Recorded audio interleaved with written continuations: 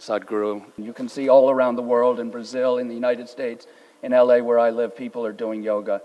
And when we're doing it, I'm stretching out my body and trying to control my breathing.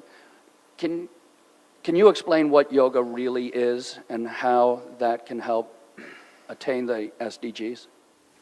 So this fundamental human longing for health, for well-being, for fulfillment of life, when you find a logically correct and scientifically ascertainable way, then we say this is yoga.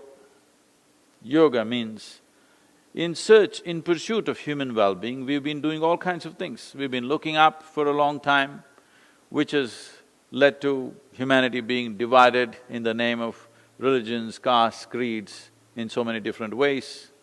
Now in the last 50 years, I would say we are looking out seriously and we are ripping the planet apart. All the environmental degradation that we are talking about is just in pursuit of human well-being. In the last 100 years, definitely, we are the most comfortable generation ever.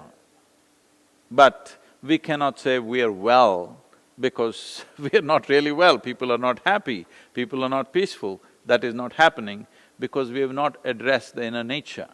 So when you address it in a scientific manner, rather than by belief, by philosophy, by ideologies, you address human well-being in a scientific way, this is yoga. The word yoga literally means union. When we say union, what we're talking about is, we're talking about a scientific way of obliterating the boundaries of your individuality. When I say a scientific way of obliterating the boundaries of your individual nature, what this means is, right now as we sit here, this is me, that is you, distinctly clear.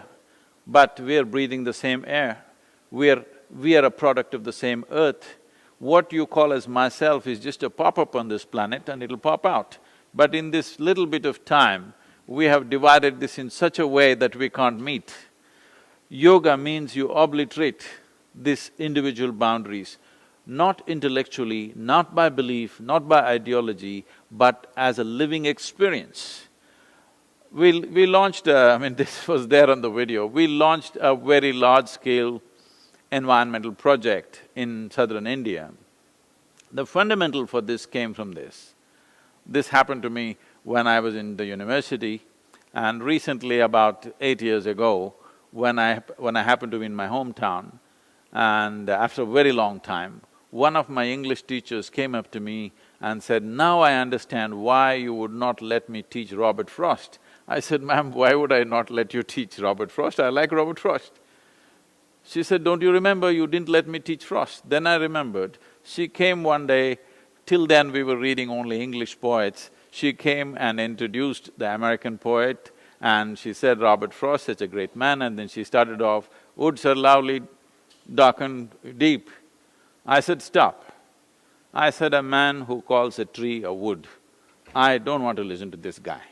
She said, "No, this is a very great poet." I said, "I don't care how great he is, he calls tree a wood. I don't want to listen to him."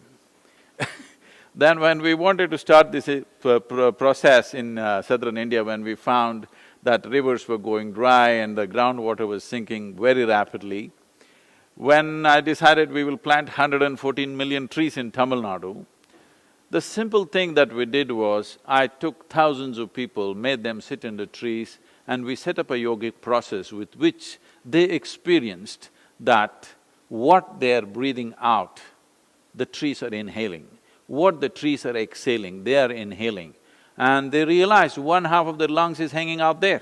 Once they realized this, there is no stopping. Even today, millions of trees are being planted on a yearly basis, all done by common people, simply because we brought this yogic experience to them, that they truly realized that one half of their breathing apparatus is actually out there, not here.